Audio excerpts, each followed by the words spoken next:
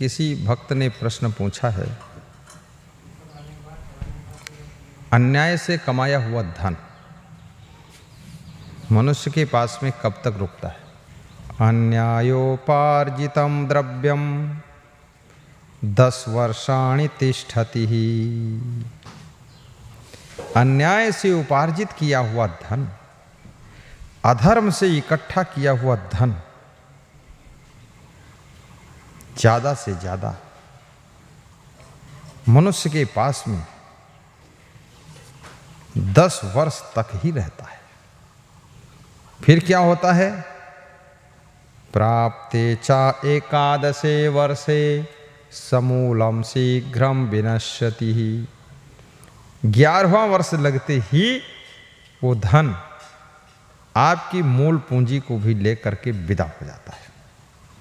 वो धन भी नष्ट होता है, अन्याय से जिन्होंने धन कमाया वो भी सब नष्ट होते हैं, और अन्याय के धन का जिन्होंने उपभोग किया है वो भी सब नष्ट हो जाते हैं। इसलिए न्याय नीति धर्म से धन को कमाइए, लूट फातिया मत मचाइए। और जिनके घरों में ये काला धन आता है उनके घर के सदस्यों के भी आचरण काले हो जाते हैं, कर्म काले होने लग जाते हैं, आदतें भी बिगड़ती हैं। हमने देखा है जो लोग ज्यादा लूट फातिया करके धन लाते हैं उनके बच्चे भी बिगड़ जाते हैं। सब बच्चे दारू पी रहे हैं, भाई दारू पी रहा है, कोई भाई इंजेक्शन नशे का लगवा रहा है, महिलाएं भी सब उलझ जुलझ पैसा खर्च कर रही हैं, सब भ्रष्टाचार, बेविचार, अनाचार, दुराचार पैदा है घर में, और लड़कियां भी सब गुलछर्रे उड़ा रही हैं, पैसे को बर्बाद कर रहे हैं। तुम इतना छल कपट करके, अधर्म करके पैसा कमा कर लाए हो, गरीबों को ठग करके लाए हो, और इधर उधर तिकड़म बना के लाए हो, झूठ बोलकर, छल कपट करके, वो सब तुम्हारे घर के लोगों की बुद्धि बिगाड़ देगा। इसलिए न्याय नीति से कमाइए। जैसे आप बिजनेस करते हैं, जितने % उचित है उतने % आप प्रॉफिट लीजिए। अब ऐसा नहीं है ग्राहक बेचारे भोले भाले हैं तो उनको एकदम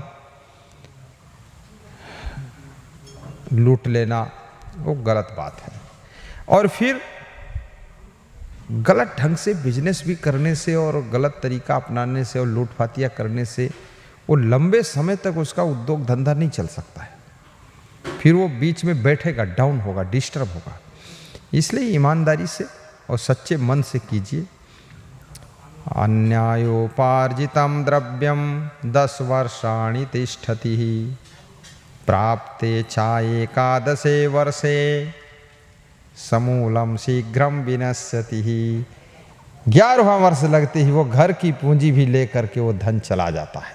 इसलिए नीति से कमाइए, मेहनत से कमाइए, और जितना सभी लोग प्रॉफिट लेते हैं, उचित प्रॉफिट, उससे अपना 1 पैसा कम ले लीजिए या उतना ही ले लीजिए।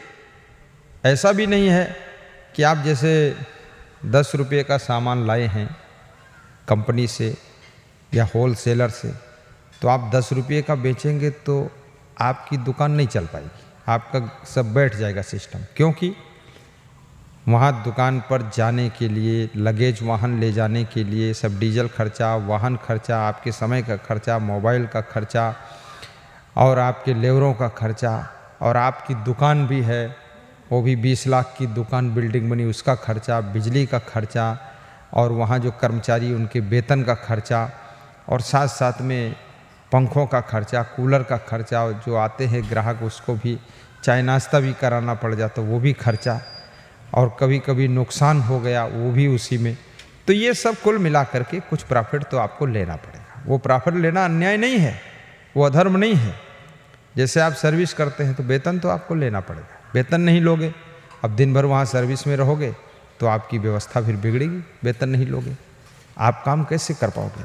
घर की व्यवस्था को संभालिए आप अच्छे ढंग से। और अब ये नहीं है कि 10 रुपये का सामान लाए हो 110 का बेच रहे हो, तो ये थोड़ा गलत है, ये गलत है। या नकली सामान लाए हो और असली बनाकर बेच रहे हो, वो भी गलत। बता दीजिए कि ये सेकंड क्लास का सामान है, ये फर्स्ट क्लास का सामान है, ये थोड़ा उससे भी इसकी ग्रेड कमज़ोर है, इसलिए इसका इतना सस्ता रेट है, इस तरह महंगा, आप जो इच्छा वो ले सकते हैं। तो इस तरह से ठीक रहता है। अन्यायोपार्जितं द्रव्यं 10 वर्षाणि तिष्ठति प्राप्ते च एकादशे वर्षे समूलं शीघ्रं विनश्यति। रुपया जो कमाते याद रखें वह सभी, अन्याय से कमाया धन फलता न है कभी। रुपया जो कमाते याद रखें वह सभी, अन्याय से कमाया धन फलता न है कभी। प्रिय ध्यान रहे न्याय ही करते हैं प्रभु सदा, जितना लिया है उसी का करना होगा अदा, करना होगा अदा। जितना लिया है उसी का करना होगा अदा, करना होगा अदा। मानो न मानो बात मैंने सच ही कही है, भगवान के घर देर है अंधेर नहीं है, अंधेर नहीं है। कर्मानुसार फल तो सभी मिलता यही है, मिलता यही है। कर्मानुसार फल तो सभी मिलता यही है, मिलता यही है। भगवान के घर देर है, भगवान के घर देर है, अंधेर नहीं है, अंधेर नहीं है। वे कहते हैं कि सुन लो मेरा है ये संदेशा, अन्याय कुकर्मों से बच के रहना हमेशा, बच के रहना हमेशा। अन्याय कुकर्मों से बच के रहना हमेशा, बच के रहना हमेशा। बहुत